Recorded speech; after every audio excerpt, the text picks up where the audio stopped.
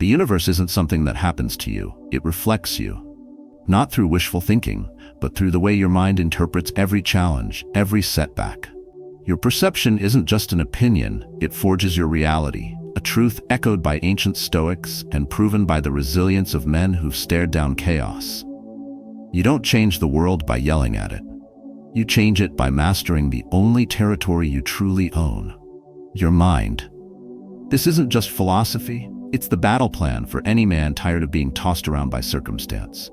In this video, we're going deep into how your perception sculpts your reality, how Stoic discipline hardens your inner core, and why your inner peace isn't a luxury, it's your ultimate power.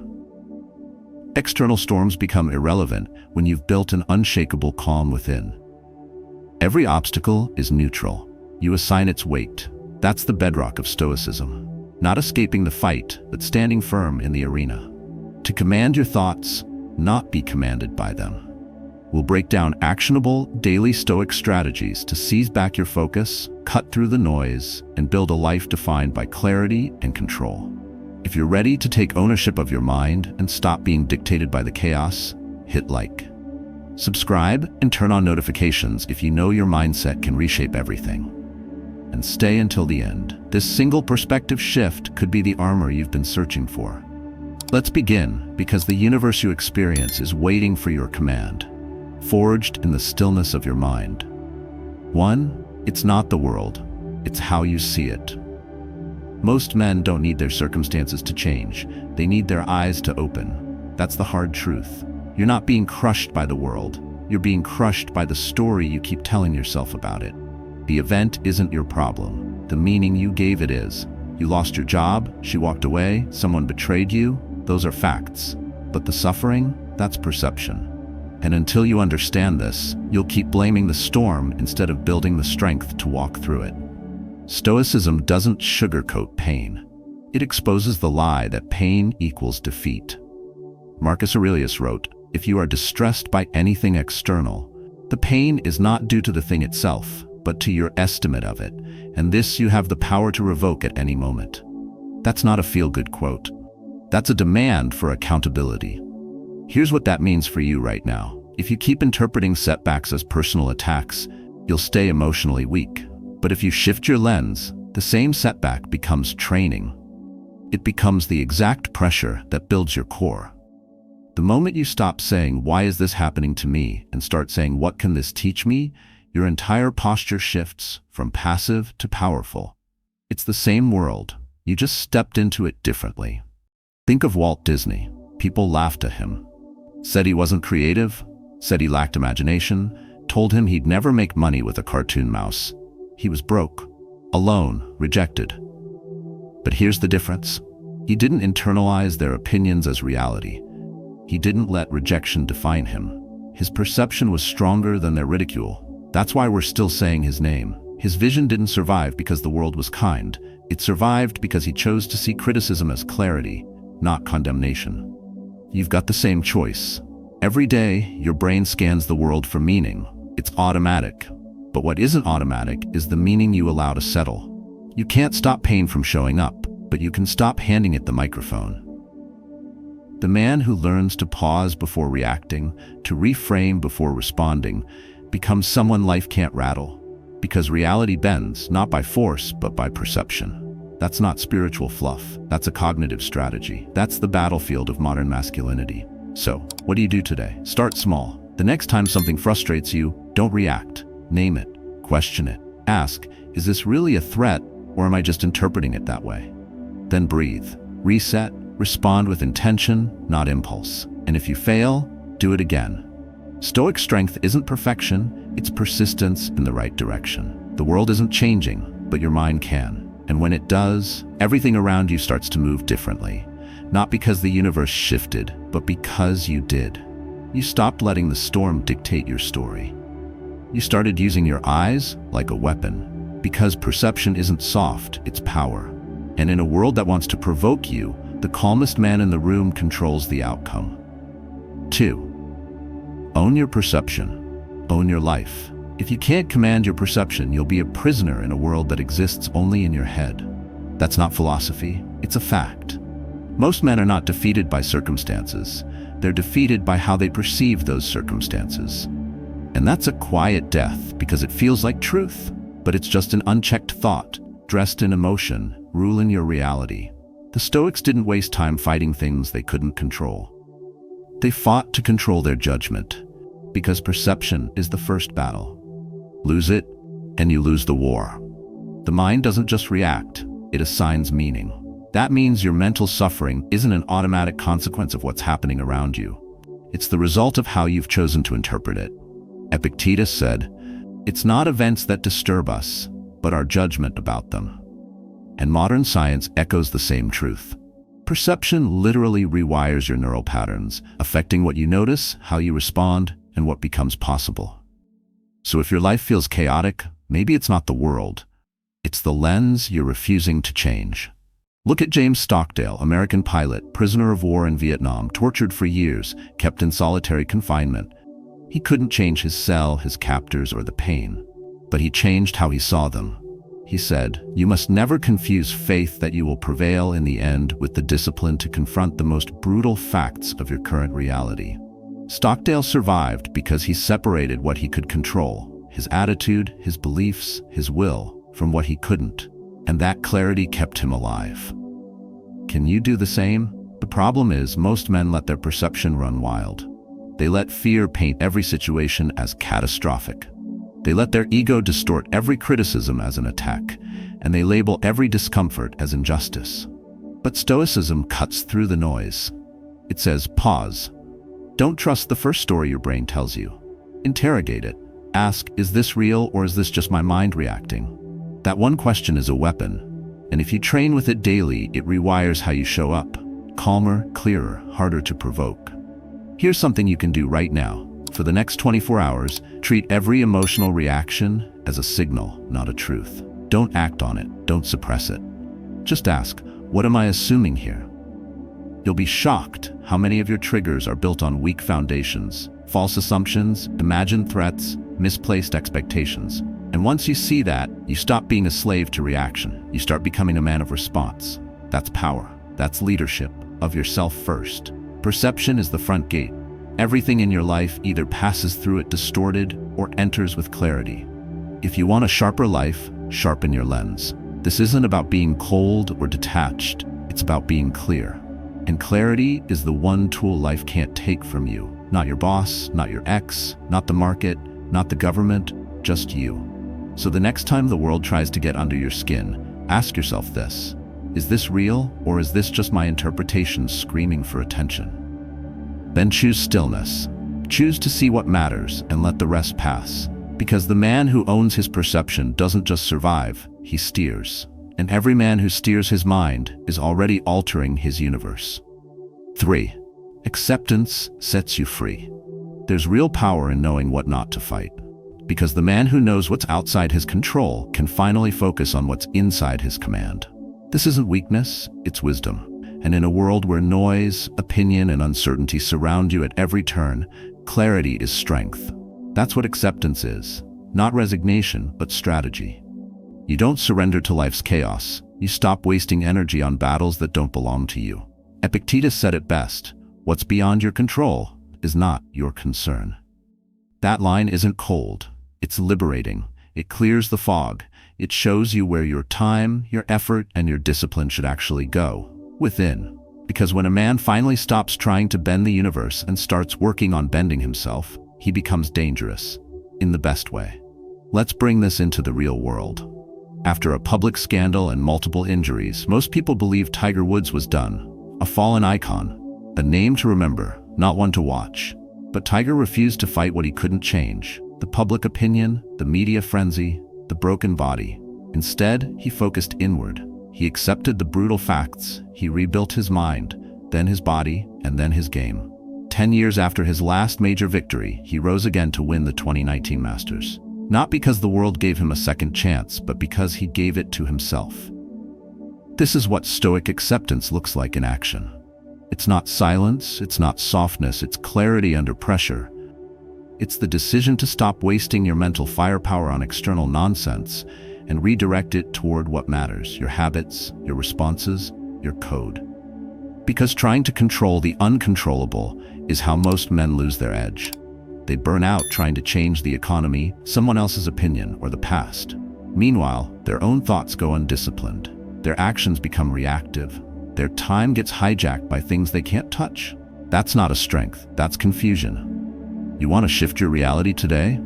Stop arguing with it. Accept where you are without flinching. Acceptance doesn't mean you love where you're at. It means you're done lying about it. And only from that honesty can true change begin. That's where Stoicism meets real action. You acknowledge the truth of your current position, and then you fight like hell for what you can change. Your discipline, your routine, your attitude, your endurance. So what do you actually do with this? You take 5 minutes today. Sit in silence. No phone, no music. Ask yourself, what am I still trying to control that is clearly outside of me? Name it. Write it down. Then make a promise to stop feeding it your energy.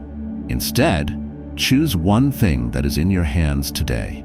Attack it with full focus. You'll be shocked at how much lighter your mind feels when you stop trying to win battles that don't belong to you. The man who accepts his limitations with clarity becomes limitless in action. He doesn't need perfect conditions. He doesn't waste time wishing things were easier. He trains himself to be stronger, sharper, and unshakable, regardless of the conditions. Because in a world built on distraction and emotional chaos, your ability to stay centered isn't passive, it's lethal. So stop resisting what is. Start responding from who you choose to be. And when life tests you, as it always will, you'll already be forged in stillness. Ready, focused, unbothered, unbreakable. 4. Your peace creates your universe. You don't need the world to calm down. You need to calm yourself down. Because peace isn't a luxury, it's a weapon. In a society that thrives on noise, panic, and emotional chaos, the man who stays composed becomes untouchable. Your inner peace is not a byproduct of comfort. It's the result of conscious discipline. You build it, you guard it, you lead with it.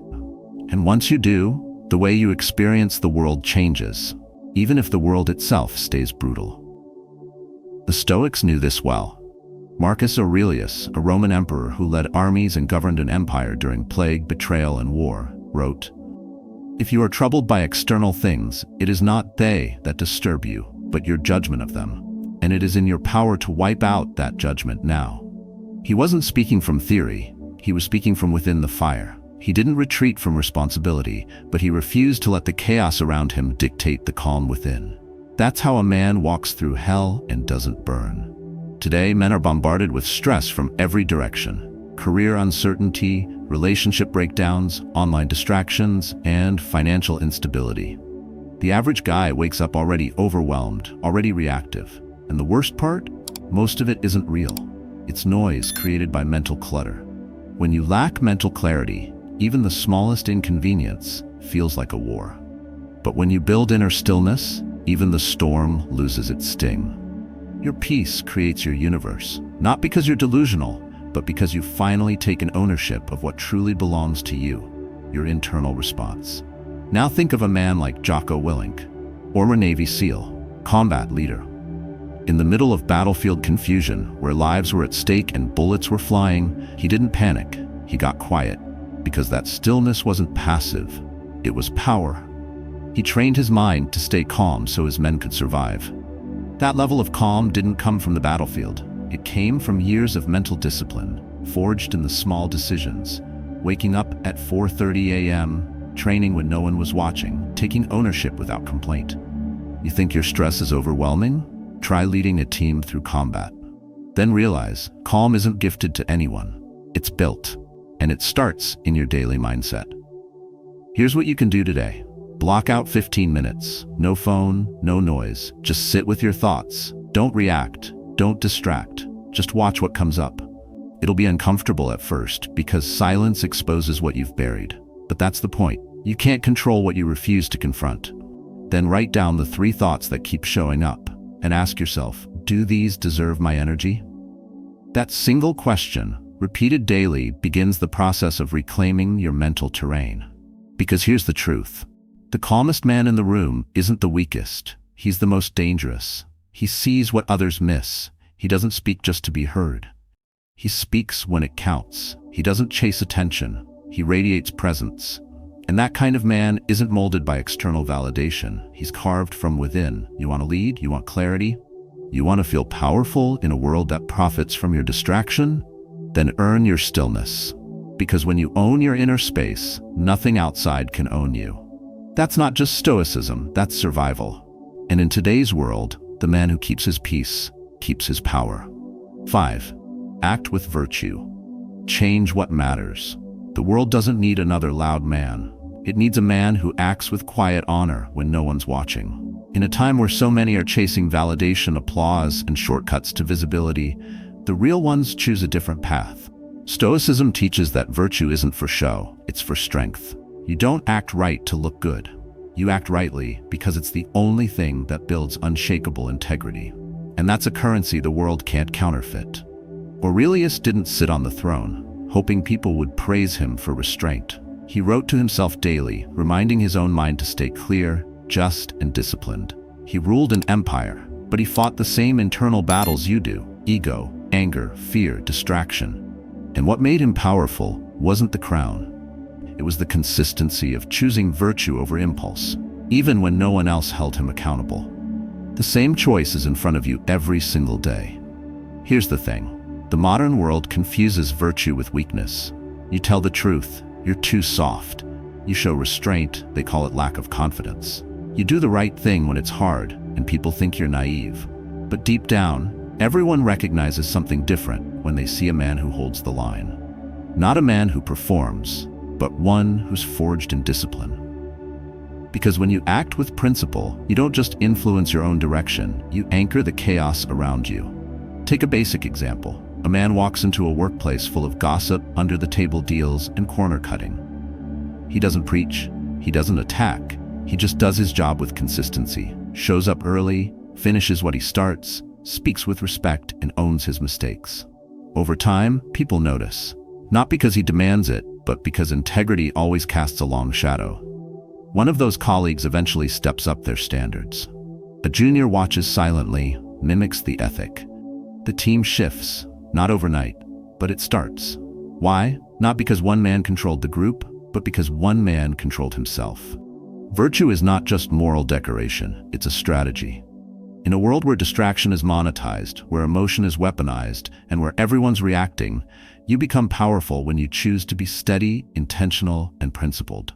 That doesn't mean you're flawless. It means you don't negotiate with what you know is right. And when you fail, you reset, without shame, without excuses. You don't look outward for rescue. You correct your own course. Practical? Yes. Here's what you do today. Choose one decision, big or small, and run it through this filter. Does this align with the kind of man I say I am? If the answer is no, don't do it. Doesn't matter if it costs you approval, speed, or convenience. What you protect in that moment is your center. You reinforce to your mind that you're not led by noise. You lead with clarity, you lead with virtue. And that kind of leadership is rare, because most men trade their values for comfort. But the Stoic man doesn't flinch. You don't need to fix the world. You need to stand solid in it. Power begins, not from forcing change outside, but from becoming a man who acts with purpose inside. Because when the storm hits, people look for someone who doesn't move. Not because he's the loudest, but because he's the one who knows exactly where he stands. You see yourself in that man? Good. Then act like him today. Not someday, today. 6. Let go of control. Do what's right. You don't need more control over life. You need more control over yourself. The idea that peace comes from forcing the world to cooperate is an illusion that breaks men daily. Because life doesn't ask for your permission, it moves, it shifts, it hits. And when it does, the man who's built his identity around predictable outcomes falls fast. But the one who builds around principles, the one who leads with action, not attachment, he stays standing, because he never tied his worth to what he couldn't command. Stoicism teaches that outcomes are not your responsibility. Only your choices are. You don't get to decide how people treat you. You don't get to script the economy, the weather, or the battlefield. But you do decide if you show up with integrity, if you act with clarity, and if you follow through with discipline when it's inconvenient. That's what makes a man solid in a collapsing culture. Not results, not applause, but commitment to right action, even when the reward never comes. It's like building a house on rock instead of sand. The man attached to results builds on sand. Every time something doesn't go his way, he breaks, he folds, he blames. But the man who builds on principles, he adapts, he adjusts, and most importantly, he never negotiates with his values, even when the pressure rises. Because he didn't act for success, he acted for alignment. You can see this in the story of Seneca, one of the most prominent Stoic philosophers, advisor to an emperor, and one of the wealthiest men in Rome. He lost everything, not once, but multiple times. He was exiled, he was betrayed. Eventually, he was ordered to take his own life by the very regime he once served.